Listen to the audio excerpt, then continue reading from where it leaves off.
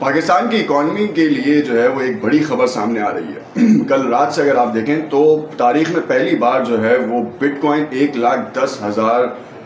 Dollar की नफसियाती हुदूद अबूर कर गया है। और मामला सारा ये है कि अगर जिस दिन पाकिस्तान में लैंडिंग ऑप्शन ओपन होता है, क्योंकि अब तक की इतलात ये हैं कि बाकायदा तौर पर जो है वो इसके ऊपर काम हो रहा है और इस वक्त की हालिया हुकूमत जो है वो पाकिस्तान के इंफ्रास्ट्रक्चर, जो कि इकनॉमिकल इंफ्रास्ट्रक्चर को बूस्ट करने के लिए हर एक मुमकिन इक़दाम कर रही है। अगर आप ये सोचें कि पाकिस्तान में बाकायदा तौर पर बिटकॉइन को जो है वो लैंड कराने की फैसिलिटी प्रोवाइड कर दी जाती है, तो उसके बाद डॉलर के ज़खायर, फॉरेन रिजर्व्स जो पाकिस्तान के हैं वो कितने इंक्रीज़ करेंगे। इस वक्त पाकिस्तान को एक तीर से दो शिकार करने को मिलेंगे, क्योंकि जिस तरीके से इस वक्त इंडिया के साथ जो जंग हुई है उसमें पाकिस्तान ने जो फातिहाना अंदाज इख्तियार किया है और उसके लिए जो हिकमत अमली उन्होंने मुरतब की थी वो कामयाबी से हमकिनार हुई है, तो उसके बाद पूरी दुनिया से जो है ना वो पाकिस्तान को ऑर्डर्स और ट्रेनिंग के जितने भी कह लेंगे वो भी ऑर्डर्स ही हैं, वो भी आ रहे हैं। तो इन्वेस्टमेंट पर्पज़ पे पाकिस्तान एक खुद कफील मुल्क बनने जा रहा है और एक बहुत अच्छे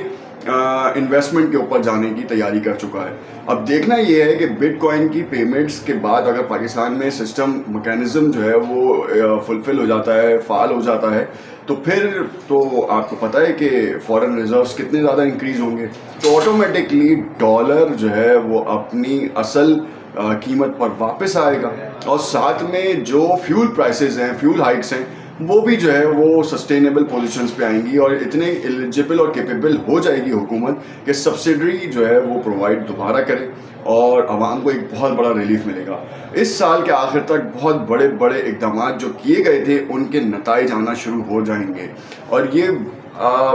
कोई सियासी या फिर कोई प्रमोशनल एक्टिविटी नहीं है, ये आपको सामने मालूम होगा। आप सिर्फ जाएं, बिटकॉइन की प्राइस को मालूम करें और आप ये देखेंगे कितने पाकिस्तानियों के पास जो है वो बिटकॉइन है और कितने गैर कानूनी तरीके से उनकी डील में जो है ना वो मुलव्वस हैं। अगर उनको लीगल वेज ये प्रोवाइड कर दिए जाते हैं तो उसकी पेमेंट बेच के वो पाकिस्तान ही पैसा आएगा। जब वो फॉरेन रिजर्व्स के थ्रू आएगा तो पाकिस्तान के फॉरेन रिजर्व्स तो बढ़ेंगे, तो फिर जब आपका बैलेंस ऑफ पेमेंट है वो इशू रिजॉल्व हो जाएगा।